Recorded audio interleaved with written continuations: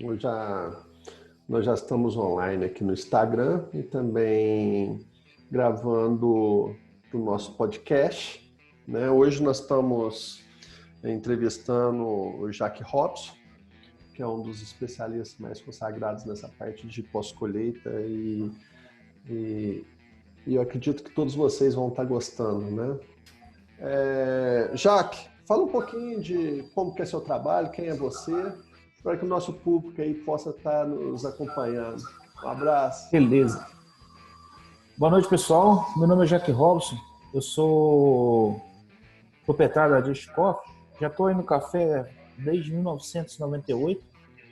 Sou engenheiro químico com habilitação em alimentos e também fiz mestrado na área de ciências dos alimentos na UFA. O meu história no café começou numa grande torrefação aqui de Varginha, Café Bom Dia, em 98. E de lá para cá a gente só tem buscado aprimorar os conhecimentos. Café Bom Dia eu trabalhei mais ou menos uns 12 anos, responsável por controle de qualidade, desenvolvimento de produtos e também na parte de controle de qualidade das fazendas do grupo e de alguns parceiros que o grupo tinha na questão do fornecimento. Em 2009 eu fui convidado pela Syngenta para fazer parte do projeto no Coffee. Fui para o projeto, estruturei ele, fiquei 5 anos lá no projeto, cuidando de toda a parte de qualidade e composição dos blends, recebimento, etc e tal. E de 2014 para cá, eu montei a Just Coffee, uma empresa focada na questão de qualidade, principalmente nas análises sensoriais e físicas, elaboração aí de produtos e também assistência para, no caso de torrefações, tanto de café especial quanto grandes torrefações e principalmente a questão educacional. Nós oferecemos vários cursos aqui que no final eu deixo o recado para vocês. E essa questão dos treinamentos, a formação para a qualidade do café, realmente é muito importante. O investimento, né? Durante essa semana tivemos entrevistando várias pessoas e essa parte de qualificação para o pós-colheita, muitas das vezes o produtor ele tem a sua fazenda, ele está investindo pesadamente, mas eu vejo também que ele não se preocupa em ter um laboratório de prova, ter um provador, né? Qual que é a tua concepção com relação a essa questão desse profissional dentro da fazenda, para que ele possa estar dando um apoio logístico, até mesmo nos embarques, porque a gente às vezes vê quando o preço aumenta, o produtor trava, na hora de entregar, se o preço estiver mais baixo, se ele não tiver como argumentar essa entrega, pode ser que o café não é aceito, né, Jaque? Justamente, isso aí sempre acontece. Eu defendo muito a presença de um profissional bem treinado dentro das fazendas.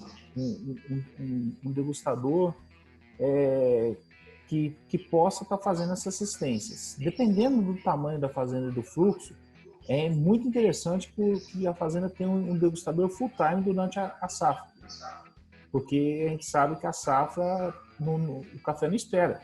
Você está com o café no secador, ou outro natura, desce ele para a natura de espera, tem uma égua de espera antes de ir para as tulhas, e já tem alguma coisa no pré-secador, já tem terreiro saindo, e necessita fazer a degustação para que não tenha mistura de lotes.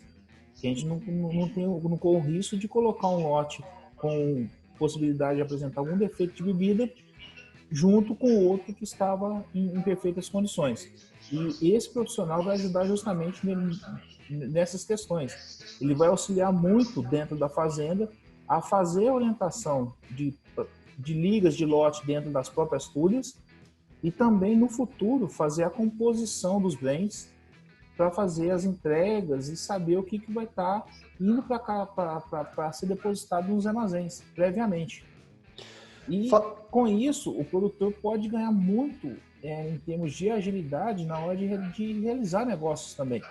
Aproveitar bons momentos do mercado para determinados tipos de qualidade, ele já tem a qualidade dele mapeada, sabendo que está tendo a demanda no mercado para aquele tipo de qualidade, é a hora dele vender esse café, se ele já souber qual que é, compõe a liga, coloca no mercado e pode, com isso, conseguir alguns ágios em relação a outros momentos. Ele aproveita a oportunidade do mercado, né? Eu vejo muito que, às vezes, a dificuldade do produtor poder entender, né? Então, eu tenho a minha rastreabilidade, eu tenho a minha variedade, eu tenho a minha altitude, né? Isso tudo vai fazer parte do mix, né? E até mesmo o escalonamento dessas variedades, desde precoce até mais tardia, para ter todo esse efeito, né? Como também é aquela questão, né? Às vezes o grão visualmente ele está preparado para ser colhido, mas a nível metabólico ele ainda não está pronto, né? Fala um pouquinho para a gente essa questão e aí você já dá uma puxadinha, né? Porque eu acho que desde a preparação para a colheita até a escolha de que talhão vai começar para que a gente possa fazer os mix lá na frente e ter um melhor produtividade ou catação, né? Uma catação menor ou maior. Então, gostaria que você falasse um pouquinho para a gente da sua percepção sobre toda essa parafernália que tem que ser preparada para uma colheita, né? Isso. A questão de escolhas de varietais e os talhões, isso daí é um ponto fundamental dentro da fazenda, né? Com a cafeicultura moderna, a gente tem visto muito produtores fazerem renovação constante a partir de um planejamento de escolha de varietais, né? Desde os precoces até os tardios e também hoje com uma preocupação muito grande com o resultado de xícara que esses cafés vão apresentar. Então, assim, tá tendo uma preocupação de modo geral em toda a cafeicultura do Brasil, eu tenho visto, seja pequenos, médios ou grandes, nessa questão das escolhas dos varietais, quanto a qualidade e quanto também o manejo dentro da fazenda, fazer a logística de colheita. Já tem pesquisas aí que mostram a questão de maturação desses varietais, etc e tal, e no ponto de vista de fazer a questão da catação, a gente pode, quando a gente faz a classificação, você tem um degustador e um classificador dentro da fazenda, o resultado da catação dos lotes é fundamental para que você possa ter um tratamento prévio dos problemas. Não tratar o problema depois que já aconteceu, mas antecipar. Então, a catação de defeitos como o preto, o verde e o ardido é fácil de se identificar a causa e combatê-lo. Aparece a questão de quebrados, esmagados, etc. e tal, também é fácil de identificar a causa e poder combater. Então, quando a gente tem o profissional degustador e classificador na fazenda, que tem um conhecimento básico das etapas de colheita e pós-colheita, ele ajuda muito na questão de fazer o controle, vamos dizer assim, operacional da fazenda com uma visão diferenciada para a qualidade que vai impactar diretamente na questão da rentabilidade. Falando um pouco de fisiologia, não sou nenhum especialista, mas a questão toda da fisiologia, principalmente da questão do fruto, hoje nós temos estudos que já demonstram que quando nós temos o fruto em torno de 17 a 24% de grau Brix, ou seja, de açúcares compostos ali na polpa, ali você vai ter açúcares e outros componentes também, né? Não vai estar medindo só açúcar, mas basicamente são os açúcares, é o ponto ideal de colheita. Quanto Hoje mais alto, mais... eu tenho visto muito aparecimento do pessoal tá cada vez mais tirando bricks, né? Fala um pouquinho mais sobre isso, porque é uma coisa que veio do vinho, né? Que não era tão comum para a gente da cafeicultura e que Exatamente. é uma coisa fundamental, né? Tem sido, pelo menos, eu tenho visto. Tem sido fundamental. Relatos de quem tem feito um trabalho diferenciado no ponto de vista de qualidade, tem conseguido grandes resultados, não são nem bons resultados, são grandes resultados, tudo começou a partir da medição do Brix. E como é que você tem visto essa questão de nanolote, microlote, participação de concurso? Isso tudo tem muito a ver com uma visibilidade, né, e coroa todo um trabalho.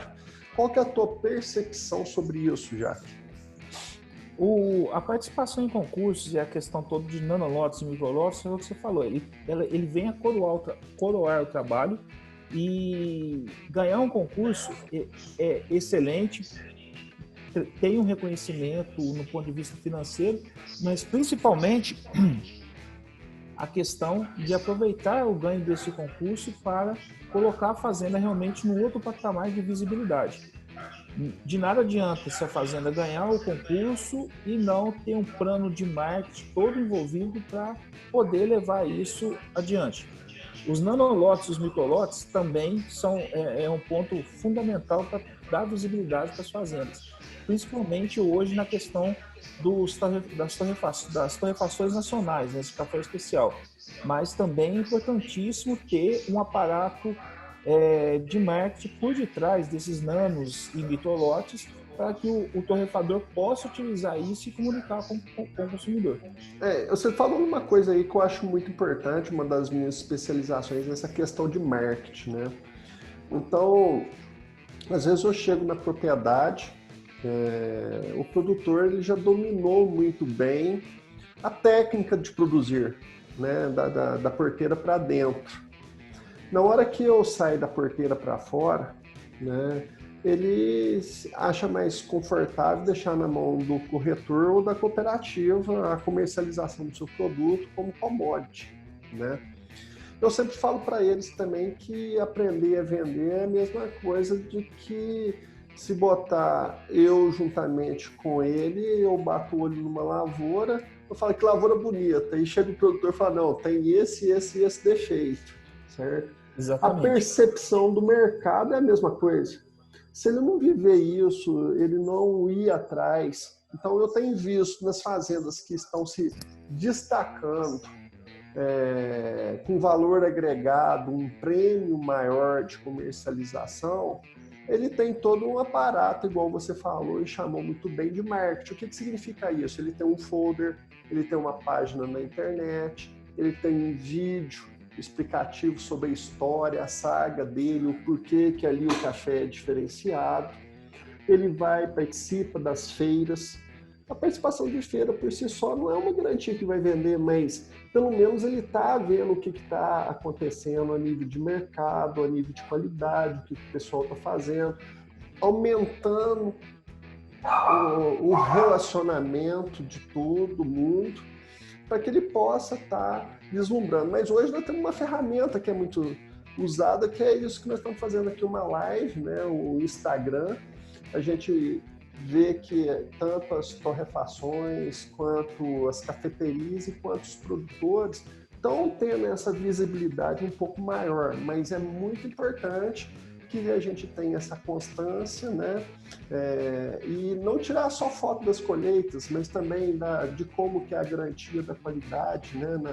na sua propriedade rural, para que comunique isso para o mercado, né? Então é muito importante, do meu ponto de vista, concordo com você, engenheiro número grau, essa questão de buscar, né? E às vezes a gente vê que tem uma nova geração, né, já chegando lá, pelo menos você tem nos dados consultoria lá, nós temos uma parceria com a Fazenda Vista Alegre, onde a gente está implementando o Café Jack, né? E o Jack que está dando todo o suporte para nós lá. E isso é muito importante também, né, Jaque? Porque às vezes a gente tem que ter humildade de saber assim, peraí, agora eu preciso ter um profissional que possa nos levar a dar um passo além, né? E essa sua experiência com a gente lá, o que você está achando? Rapaz, está sendo uma experiência bem bacana, porque o projeto é um projeto com orgânico, que vai ter o café gourmet também, que não é orgânico, mas o projeto ele nasceu muito bem montado, né? Já com toda a preocupação de certificação, de fazer rastreabilidade e tudo mais. É muito interessante, porque a gente está tendo contato com 3 gerações, né? O seu José Lopes, os 2 filhos, o Paulo e o Geraldo, e os netos. Então está sendo muito interessante, que ver o envolvimento das 3 gerações. O seu José Lopes, no auge dos seus 92 anos, com toda a saúde, participando ativamente do projeto, inclusive dando um apoio na questão da montagem, ferramental e tudo mais ali, e empenhado, querendo saber o que está acontecendo, o porquê disso e aquilo.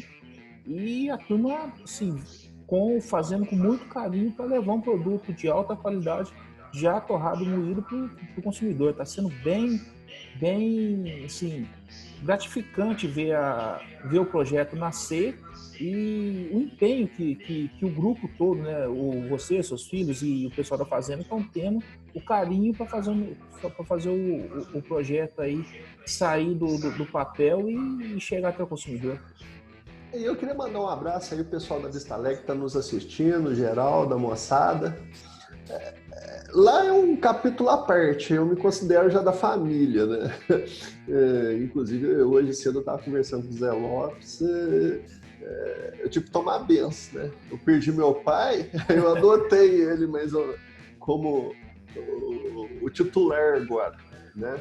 Mas é uma família incrível, eu me sinto muito orgulhoso de estar tendo essa oportunidade, tanto da minha família conviver mais com eles, né? Mas toda quarta-feira nós estamos fazendo uma live aqui sobre sucessão, né? E a gente vê, você também é uma pessoa que roda várias propriedades, várias empresas, várias torrefações, armazéns, e a gente nota que é uma preocupação, né, Jaque? A continuidade do negócio, principalmente na propriedade rural, né? Em que o filho foi estudar na capital, acaba constituindo família por lá e toda aquela história de, vamos dizer assim, que o pai contava que é muito sofrida a questão de lidar com fazenda, etc. E ele falou assim, eu não quero isso, né? E acaba que fazer a transição, a sucessão no ambiente desse é um pouco mais complexa. E a gente percebe quando chega num lugar igual lá na fazenda, 3 gerações, a gente começa a perceber também que é possível todos conviverem, todos terem uma lucratividade, né? E que perpetue o negócio. Eu acho que tanto o Zé Lopes com 90 e poucos anos, quanto os filhos, isso é tudo uma questão de muito orgulho, né? Eu acho que é isso que a gente tem que levar, mostrar, né, para os demais companheiros que estão no campo, que são donos de fazenda e que querem fazer a sucessão. Isso é possível, né, Jaque? O que você acha? Não, isso é sem dúvida, né? A questão da sucessão é uma preocupação e eu comento isso há vários anos. Eu tive o privilégio de trabalhar primeiramente numa empresa familiar e depois eu fui para uma multinacional. E sempre que eu escutei da empresa familiar, a preocupação do patriarca era a questão da sucessão, da continuidade. Como que ele preparou os filhos já estavam na empresa, mas como que foi preparado tudo. E a gente vê nas fazendas, algumas fazendas, eu já conversei com vários produtores, eles também têm a mesma preocupação, mas eu tenho visto uma mudança bem significativa, o pessoal retornando dos estudos, retornando com outras ideias para estar encantando realmente na fazenda. E realmente esse novo choque de geração é muito salutar, né? Porque força a pensar fora do quadrado, né? E que essa turma tá chegando forte, né, Jaque? Muita gente nova aí que já está na direção das fazendas e que estão vislumbrando, né? Principalmente a minha especialidade é essa questão da certificação e gestão, né? E a gente vê que essa parte de certificação acaba abrindo o olho, o olhar, né, do empreendedor rural para que ele possa buscar um mercado diferenciado e possa vislumbrar todos esses sabores, todas essas nuances do café, né? Então, assim, qual o diferencial competitivo e também de qualidade você tem como percepção da agora para frente? O que você acha disso tudo? Bom, a primeira questão de diferencial competitivo que eu vejo para os produtores é manter uma constância safra após safra da qualidade oferecida. É um grande desafio isso, né? Esse é o grande desafio. O grande desafio está porque o café é uma cultura a céu aberto, é um produto natural e tudo. Mas quando eu digo constância, não é que a questão pontuação vai ser a mesma ano a ano.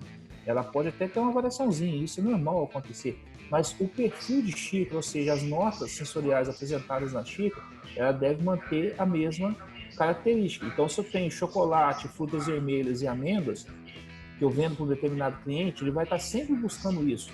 O E outro cliente, ele um detalhezinho, desculpa que tá te interrompendo, que eu acho assim que eu sou também técnico em cafeicultura, e eu acho também que o engenheiro agrônomo vai ter um papel fundamental nisso, né? sim, Porque desde o trato cultural, porque eu acho assim, para a gente trabalhar o state farm, aquilo que é produzido no lugar, com aquelas nuances assim, repetitivas, que é isso que você está falando, tem muito a ver com a alimentação desse cafeeiro, tem muito a ver com a nutrição, tem tudo isso. Fala um pouquinho disso para nós também. bom, é um pacote completo, né? Não adianta querer que a planta te entregue um fruto perfeito se esse pacote não for completo.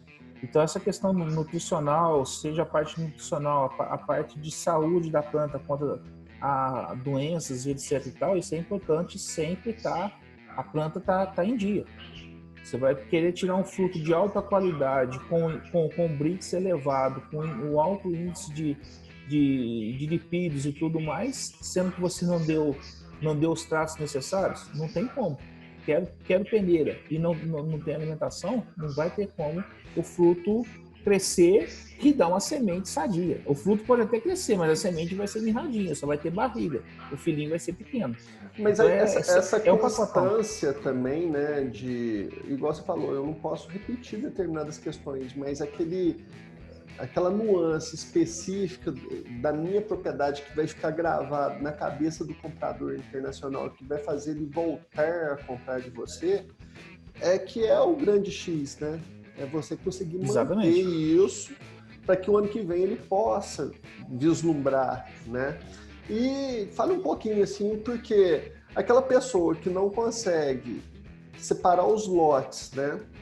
E que às vezes ele tem aquele lote campeão que vai misturar com uma quantidade maior de café que vai reduzir a nota dele, né, cara? Isso aí eu acho que é uma preocupação e que o produtor tem que ficar muito atento. O que você acha, Jacques? Não, ele tem que ficar extremamente atento.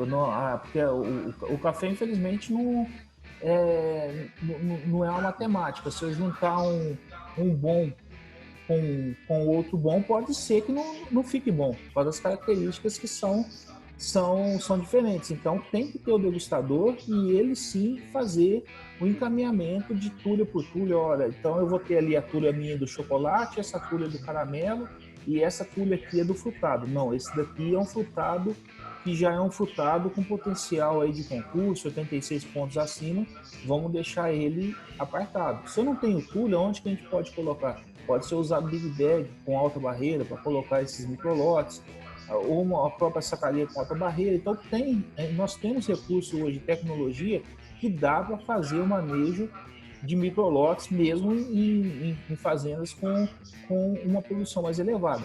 Ou mesmo ter as tulhas separadas, Né? né? Você pode fazer o esquartejamento da tulha até com mais de uma de 4 compartimentos, justamente para estar recebendo essa questão dos Ou até microlotes. mesmo bags, né? Que pode ser Isso, usado desde que respeitada a garantia de umidade do do armazém, grão né? direitinho. Do grão Isso. direitinho, né? Lógico que não é a mesma coisa, mas é um recurso que o produtor pode estar usando, né? É um recurso. Eu tenho visto vários produtores que trabalham de grande produção, fazendo isso com grande produção, trabalhando nessa questão com os big bags, que é um recurso bem interessante que nós temos hoje. Né? Eu acho também uma questão que o café especial acima de 80 pontos está cada vez mais popular, né?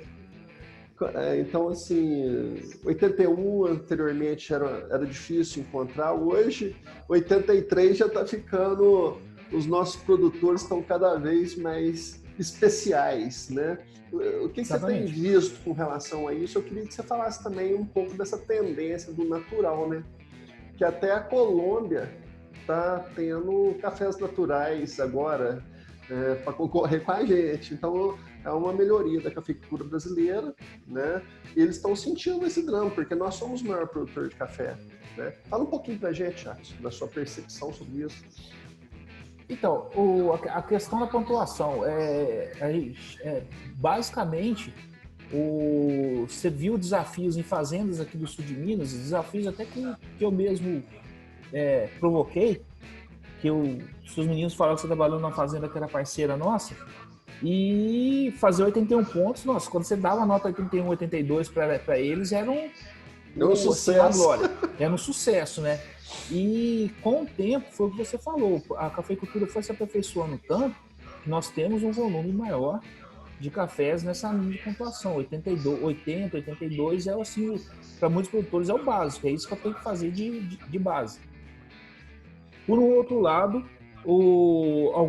algumas vertentes falam que pode ser uma questão também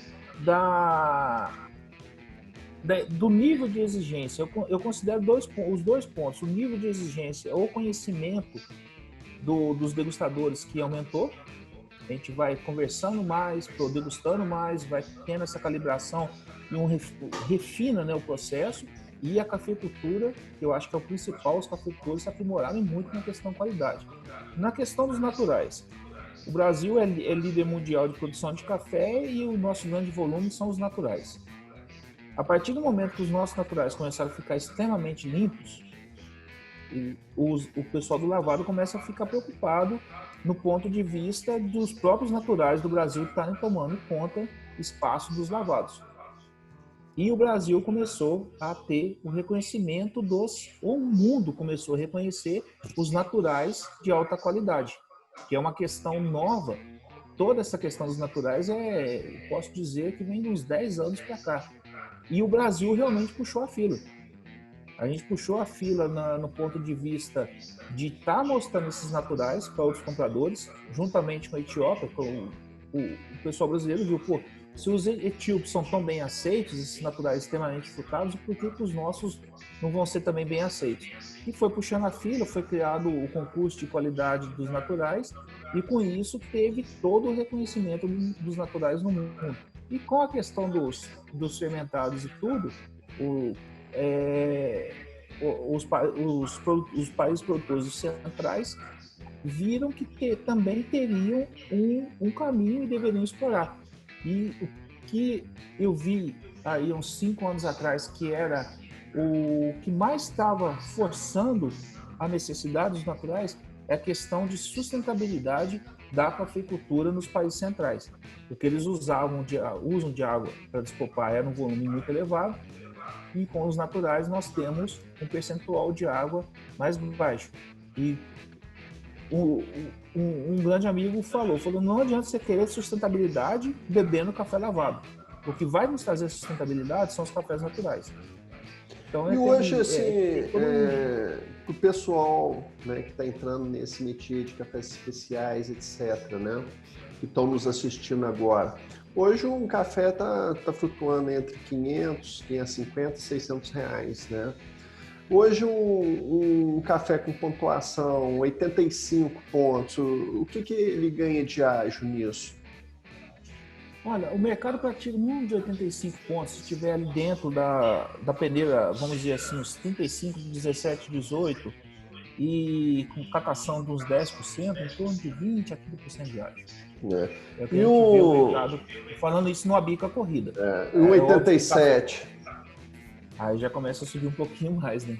Vamos para os 40, 50, e se chegar ali, se apresenta uma bica que tem um potencial para 90 pontos, você pode receber aí, às vezes até 100% de ágio em relação a uma bica corrida, 80 pontos, vai, uma commodity boa. Então, óbvio que tudo isso depende do quê? Daquele momento, da necessidade do mercado e de como que você vai estar expondo esse café. Se você chega num comprador que está com uma oferta, vamos dizer, generosa de cafés nesse nível de pontuação, obviamente que o mercado vai mandar. Se eu tenho muito produto, meu preço não vai ser tão elevado. Se eu tenho uma quantidade menor, tenho que cumprir meu compromisso, é a hora de eu ter que desembolsar um pouquinho mais de dinheiro e pagar um pouco mais. Aonde eu volto lá com a importância do profissional dando assistência na fazenda no ponto de vista da qualidade. Que é o nosso próximo assunto aqui, que é a importância da qualidade no processo de torração, né? Na sua percepção, como que você lida com isso? Bom, chega um café para torrar, a gente vai olhar vários pontos, né, que são tratados. O primeiro ponto é a questão do quantidade de defeitos que esse café vai ter. Se apresenta defeitos capitais, preto, verde ardido, se tem grãos blocados, quebrados, etc. e tal. O segundo ponto é a questão das peneiras e a seca do café, né, se ele está na umidade correta e o quanto essa seca é uniforme. Depois vai passar para outros detalhes como densidade, etc e tal, para aí sim a gente está trabalhando com o café dentro do torrador. Para os torrefadores é importantíssimo manter também todas essas características de forma uniforme. Porque o desenvolvimento de um novo perfil de torração vai requerer tempo, consecutivamente isso é dinheiro. Então uma grande torrefação ela quer uma constância, cafés bem preparados, sempre dentro ali daquilo que foi especificado, com a seca dentro do padrão 11%, 12%, uma seca uniforme, sem então, aquele café que nós, na linguagem comum nós chamamos de bandeirada, etc. e tal, para que a torra possa transcorrer de uma forma correta, tranquila e vai chegar no resultado esperado na xícara.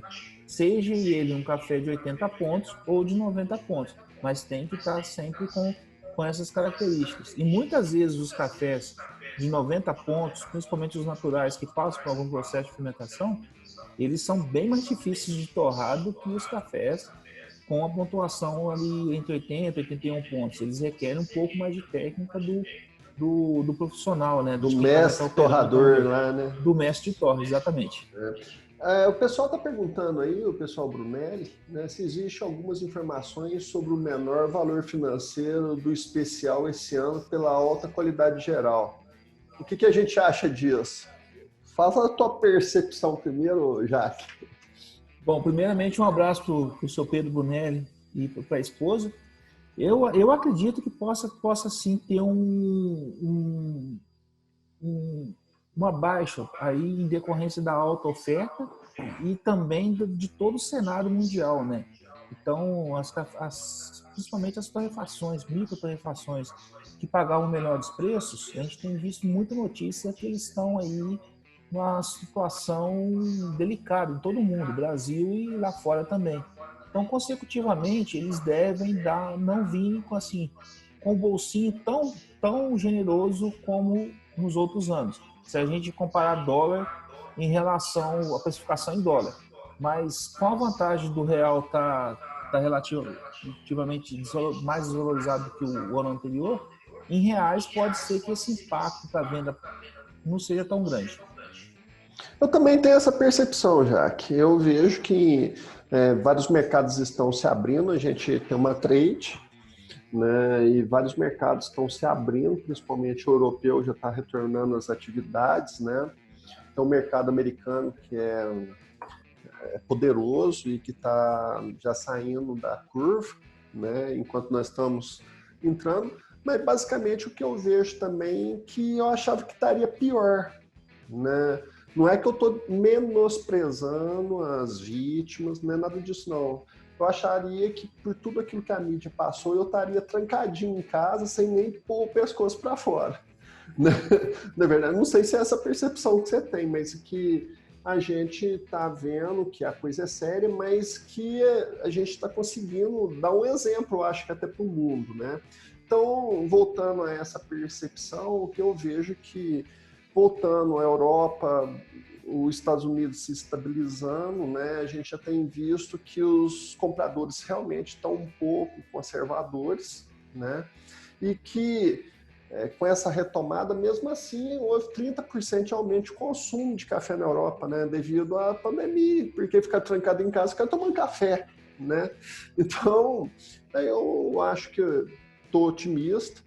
A grande salvação é essa desvalorização do real perante o dólar, que isso mesmo o comprador lá fora pagando menos não vai refletir tanto aqui dentro. Acho que essa é a percepção, né, Jaque?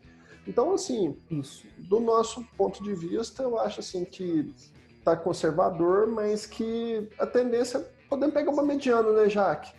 Nem uma tendência forte de alta e nem uma tendência de baixa. Lógico que estamos no início de uma grande safra, né? Já passamos 20%. Já passou 20%, Jaque?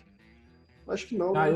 Eu acredito que não passou os 20 não, porque tá começando a engrenar, acho que da semana passada em diante, Né? que começou a engrenar Estão mais, tendo né? muita dificuldade com contratação de mão de obra para colheita manual, né? Devido a Isso, isso tudo que está acontecendo.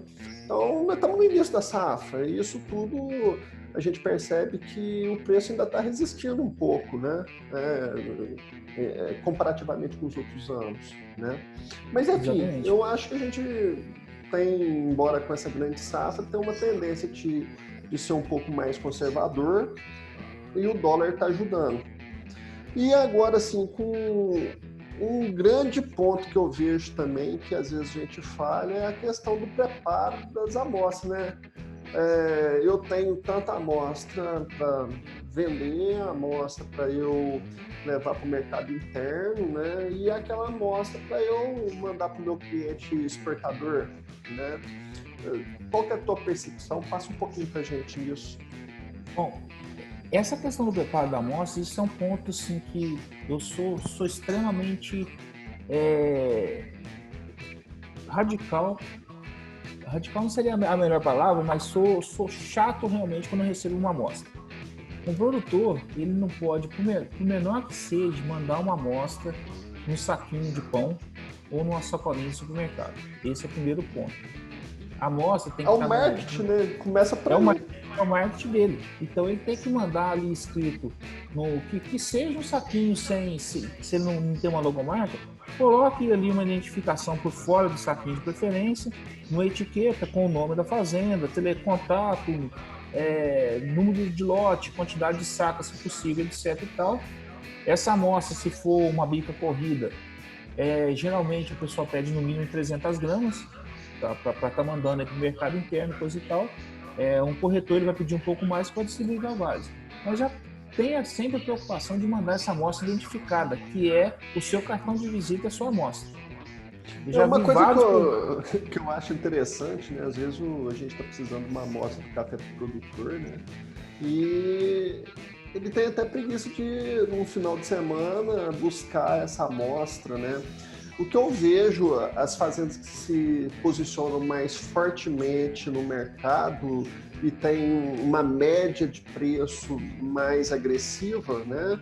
É aquela que já deixa destinadas amostras tudo certinho, já circula o mercado e já larga uma quantidade significativa e que seja uma amostra mais possível do lote real e que na hora que aquele comprador, porque eu tenho vários players, certo? Mas nem todos estão comprando naquele dia.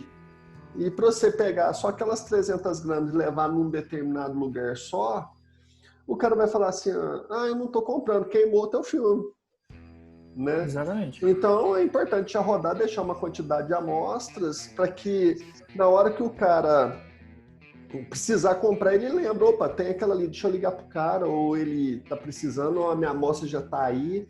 Então isso tudo faz parte de um planejamento, né, Jaque?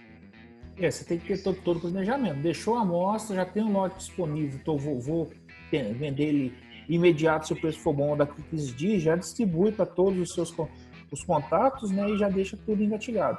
A questão da amostra internacional, se o time preparado, aí já é um pouco diferente. O café já tem que estar preparado, uma peneira 16, 17, 18, ou 17, 18, o 14, 16 eu moco, se for submeter todas elas, de preferência estoque lote, ou seja, o café já preparado, porque na hora que chegar no comprador, ele vai falar, gostei do café, quero comprar, você não vai passar vergonha de falar para ele, eu te mandei um café que era 100 sacas e deu só 50. Então, de preferência, já mandar os estoques lotes. Viu os melhores cafés? Já separa a peneira 16, 18, já deixa tudo separadinho. E se eu não vender? É um risco que você vai ter que medir. Você Mas uma pode não coisa que eu aumentar. tenho visto muito, né? Nós ligamos em 10 torrefações lá nos Estados Unidos, sabe? Antes da pandemia. 9 delas falou assim, olha, eu estou evitando comprar diretamente do produtor porque eles não conseguem me entregar aquilo que prometem. Olha Isso que vergonha, certo? Outra coisa, a gente, quando fecha o contrato, a gente tem que ter uma preocupação de entregar melhor, certo? Por quê? Às vezes eu tenho aquele contrato que eu vou entregar, eu vou falar assim, não, eu vou botar um saco aqui que às vezes passa, certo? Então, você acaba queimando no mercado, né, Jaque? Então, assim, Isso. peraí, eu vou ter esse acompanhamento, peraí, antes de eu enviar, deixa eu provar esse café, ver se está dentro das especificações que eu tenho que entregar. Então, essa credibilidade nós temos que resgatar. E que não é todo mundo que faz isso, lógico, né? Mas acabou queimando a imagem do Brasil lá fora, do produtor, e acabou queimando aqui dentro também, principalmente naquela época que você faz uma trava e na hora de entregar o preço está mais baixo. Então, se você não tiver certeza, alguém que ateste, qualquer ponto fora da curva vai ser suficiente para esse comprador rejeitar ou fazer um deságio no café. Não é isso que Exatamente. acontece? Uhum. Então, a gente tem que ficar esperto, né? Porque essas opções são tantas. E eu sempre falo nas consultorias, olha, a gente precisa ter um profissional que seja um consultor para nos dar uma orientação desde do momento de por onde eu vou começar a colher, qual a variedade, né? Como que eu vou fazer, se eu faço fermentação, se eu não faço, se eu vou fazer natural ou CD, né? Até a gente provar. E isso aí faz parte de um processo, se a gente não começar a dar o primeiro passo, a gente não consegue evoluir também, né? Porque é uma coisa que é gradativo e a gente vai enxergando à medida que a gente começa a caminhar, né? A gente não vai ter, eu daqui de 3 pontos eu não consigo enxergar São Paulo, mas na hora que eu entro dentro do carro e me coloco a caminho, eu começo a ter as percepções, começo a, tá próximo, já estou enxergando a cidade, e você começa a ver coisas que anteriormente você não viria, se você não estivesse exercitando isso, né? Então, assim, para a gente poder fazer um apanhado geral, fala um pouquinho para nós, então, de como está sendo essa safra, suas perspectivas, né? E vende teu peixe. Beleza. A questão da safra, eu acredito que a qualidade vai ser realmente muito boa, como nós tivemos há 2 safras atrás, né? A safra 17/18 foi muito boa, a 18/19 já não foi tão boa, mas eu acho que essa vai ser tão boa quanto a 17/18, até um pouquinho mais. Em alguns pontos eu tenho visto a questão do rendimento de peneira está dando assim, acendendo um alerta, principalmente no moca, tá? Mas assim, não sei, isso é assim, em alguns pontos, é questão isolada Tá ficando baixo ou de alto? tá dando muito moca, tá dando 20, 30% de Tá. peneira moca. Então isso é um ponto a ser Ficar analisado. piscando, né? A lanterna tá piscando. Tem que ficar com essa questão em alerta para os preparos dos lotes e tudo mais, e fica a dica. Se realmente essa questão de peneira não tiver com rendimento esperado, que no mínimo teria que ser 37% de 17/18, começa a faltar essas peneiras no mercado. E o produtor que, porventura, ele esteja fora da curva, ou seja, esteja melhor do que a média nacional, ele pode aproveitar a oportunidade para estar ganhando dinheiro, mesmo que não seja um café 85, 86, mas uns 80 pontos ali, tendo essa disponibilidade de peneira, é a hora dele poder ganhar um pouco mais de dinheiro. Um diferencial, né? É um diferencial. Então é importantíssimo estar acompanhando a questão de rendimento de peneira na safra e tudo mais, e conhecer mais ou menos os milímetros do mercado, né? O que o mercado busca, qual que é a base do mercado para para estimar o percentual de cafés exportáveis do Brasil e por peneiras, justamente para ver aquilo que eu posso segurar, vou esperar um pouquinho mais para vender, eu não vou, e fazer o seu planejamento, né? A sua engenharia ali para estar conduzindo o seu café.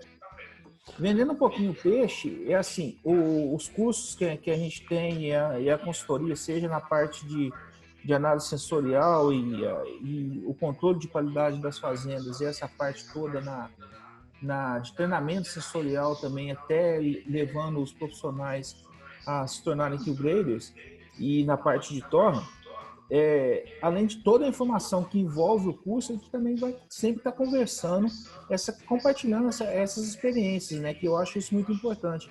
Não é um curso fechado com assunto, eu vou falar de torno, simplesmente torno. A gente vai estar sempre trabalhando, levando informação, compartilhando essa visão de mercado, essa experiência com o consumidor, tanto de grande indústria como de torrefações especializadíssimas na questão dos cafés especiais, e buscando dar o norte para o produtor de forma geral, do produtor, dos participantes, né?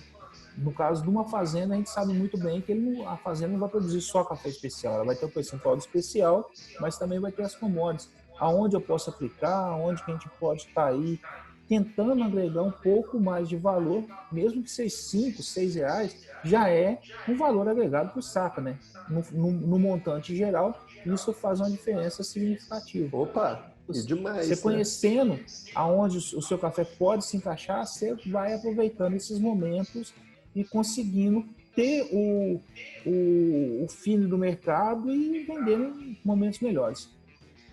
Então, assim, uma coisa que eu gostaria de estar te convidando a nos conhecer um pouco mais, visitando o nosso escritório e também a nossa plataforma de ensino à distância, que é o Gênios Academy, que eu gostaria muito de ter você como parceiro lá dentro, porque eu acho que essa questão do ensino à distância, lógico que Prover Café não tem como fazer à distância, mas dar um curso de torra, de homogeneidade, de pós-colheita, essas coisas, é importante para que a gente tenha uma informação fidedigna. Fica aí o nosso convite para você conhecer um pouco mais a nossa plataforma, nos seguir nas redes sociais. Eu vou botar essa live, esse podcast, vão estar disponíveis no YouTube, com todos os endereços, tudo certinho, para que quem gostou dessa entrevista possa nos contactar, né?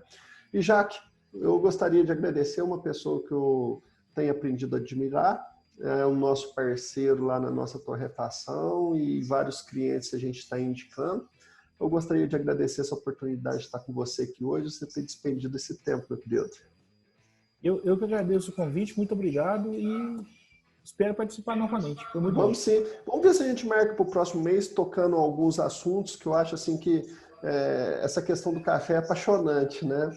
Então, de repente, a gente pegar algum outro tema, né, que a gente possa estar aprofundando, o pessoal pode deixar suas sugestões daquilo que a gente às vezes deixou de abordar e que gostaria que a gente aprofundasse um pouco mais. Um abraço a todos, Jaque, um abraço, tudo de bom, meu querido. Muito obrigado por essa oportunidade de você estar aqui com a gente. Até a próxima aí, o mês que vem, vamos ver se a gente marca outra aí para a gente trabalhar junto. Tá bom, querido? Até a próxima, um abraço para todos. Um abraço.